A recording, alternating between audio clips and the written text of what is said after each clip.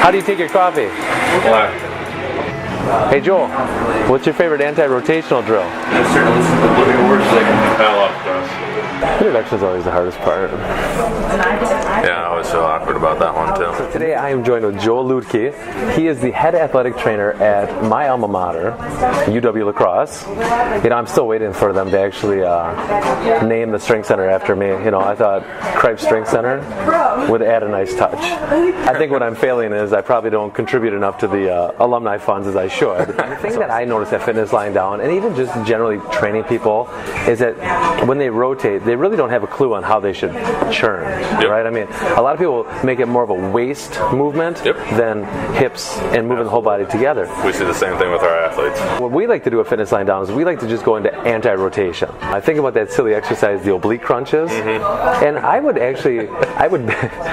love this guy. We've been fed these lies that the obliques are all about rotation when if you look at the anatomy of the human body, those obliques are there to stabilize your pelvis so that when you do churn, your pelvis moves together so you don't move from that waist and all of a sudden there goes your low back, right? Agreed. See, and he's a head athletic trainer, so if he agrees with me, I gotta be kind of right. I bought his coffee, he's gonna agree. So I invited Joe to Fitness Lying Down because I wanted to show him like the difference between one of our favorite anti-rotational movements, the Palloff press, right? Most people, when they do this, they'll have a cable or the band, but then I introduced you to the ultimate sandbag, right? When you were holding on to the ultimate sandbag and I wrapped that band around there, what was your thought process as you were pressing out? It's a more total body challenge, which I think was unique compared to the bands where it's holding a band here and really your shoulders are probably in the And look at where you are position, though, when you're holding that band here, look at you're here. Exactly. But all of a sudden, and I was cueing you too that when you're holding on to the ultimate sandbag, the USB, that we don't bunch it up. We actually want to pull that material off. You have no option but to engage with the lats if you can do that properly.